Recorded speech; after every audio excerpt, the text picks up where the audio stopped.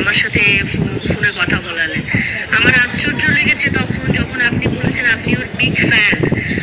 আমার অনেক কিছু আশ্চর্য লেগেছে।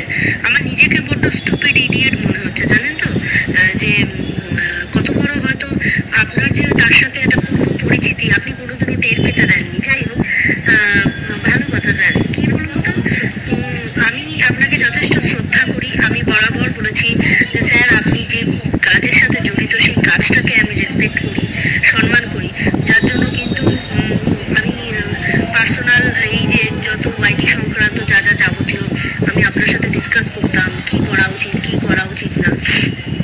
বাট আপনি যে সঞ্জয়ের পূর্ব পরিচিত সেটা কালকে হঠাৎ করে জানতে পেরে আমি একটু অবাকই হয়েছি। যাই হোক, ঠিক আছে, নিজেকে বড় ছোট মনে হচ্ছে যে মানুষ চিনতে আমি এরকম কিরকম করে ভুল করে দিলাম। আপনি আমাকে রেসপেক্ট করবেন কি করবেন না, দেখুন স্যার, এটা আপনার সম্পূর্ণ ব্যক্তিগত ব্যাপার, সেটা কোনো কথা না। কিন্তু এই কথাগুলো না লুকালেই পারতেন। ছদ্মবেশী মানুষ আমি পছন্দ করি না। আমি নিজে দুমুখোশধারী হয়ে থাকতে পারি না, আর আমি কেউ আমার সাথে মুখোশধারী হয়ে ব্যবহার করবে সেটা আমি নিতেও পারি না। আমার সত্যি খুব খারাপ লাগে। যেমন আমার সাথে কিছু মানুষ ওয়াইটিতে করছে যারা একটা সময় খুব আপন বলে আমাকে কাছে টেনে নিয়েছিল, তারাই আজকে কিভাবে আমার পিঠে একটার পর একটা ছুরির আঘাত করে যাচ্ছে। তাই আপনার কালকের করা অ্যাক্টিভিটিগুলো দেখে আমি একটু অবাকই হয়েছি, আর কিছু না। যাক, ঠিক আছে, এই নিয়ে আর বেশি বিস্তার আলোচনা করে কোনো লাভ নেই। আপনি আপনার কর্ম করেছেন, আমি আমার জায়গায় রয়েছি। সবাই সবার মতন ভালো থাকুক।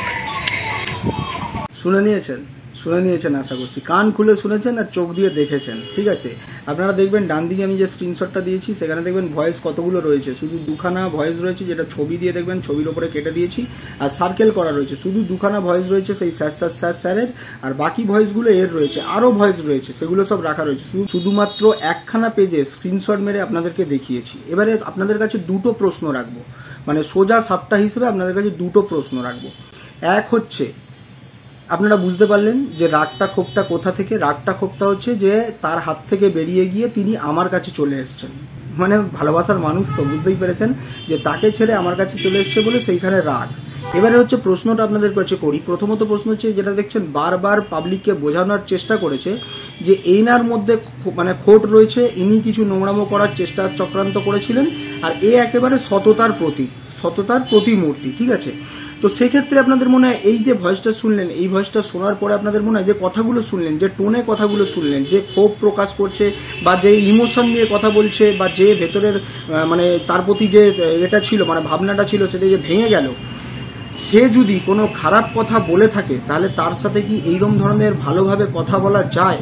প্রশ্ন নাম্বার 1, সে যদি আগে তার সাথে কোনো খারাপ ব্যবহার করে থাকে বা তাকে ইউজ করতে চায়, মানে যেটা পাবলিককে বোঝানো হচ্ছে, তো তাহলে কি তার সাথে এইরকম ধরনের ভালোভাবে কথা বলা যায়?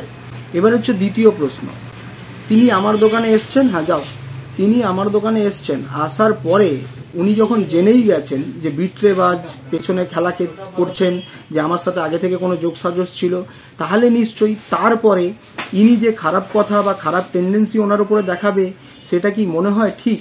মানে উনি কি দেখিয়েছেন বলে আপনাদের মনে হয়?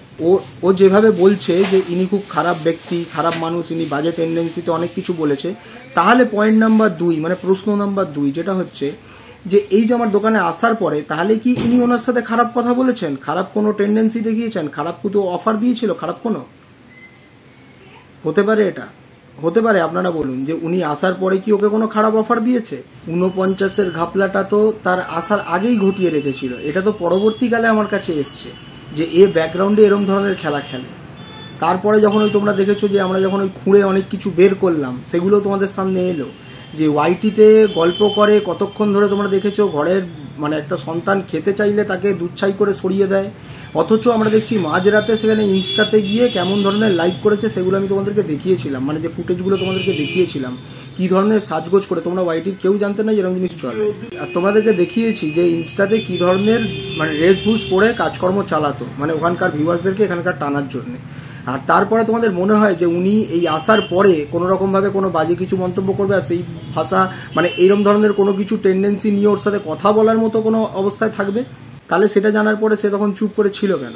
তো ভিডিওটা বড় করলাম না, আপনাদের কাছে দুটোই শুধু প্রশ্ন রাখলাম। এক হচ্ছে, যদি কেউ খারাপ ব্যবহার তার সাথে করে থাকে, খারাপ কোনো অফার দিয়ে থাকে, তাহলে তার সাথে কি এত ভালোভাবে কথা বলা যায়? আর দ্বিতীয় হচ্ছে, যখন সে বুঝতে পারছে সে বিট্রেবাজি করছে, তাহলে আপনার মনে হয় যে এই লোকটি তার সাথে কোনো খারাপ ব্যবহার আমার দোকানে আসার পরে করবে বা খারাপ কোনো অফার দেবে? তার কাছে তো কোনো প্রমাণ নেই, সে তো কোনো প্রমাণই দেখাতে পারেনি, শুধু ইস্যুর পর ইস্যু দেখিয়েছে। আমি বললাম এরপরে আরও যা রয়েছে, তাকে যখন বারবার প্রশ্ন করা হচ্ছে আপনি টাকা কেন চেয়েছেন, তখন তাকে যা ঘোরপ্যাচ খাওয়ানো হচ্ছে, ছাড়ুন না স্যার, কি দরকার, ছেড়ে দিন না, হয়ে গেছে, ঠিক আছে, এইসব গল্পগুজব করেছে। তো সেগুলো আনলে কি আর মুখটা থাকবে? তো চলো, এই ভিডিওটা এইটুকুনি রাখলাম। তোমরা সকলে ভালো থেকো, সুস্থ থেকো, সত্যের সাথে থেকো। খুব লাফালাফি ছিল, বুঝুক এবারে, পাবলিককে আরও কিছু বোঝাতে না।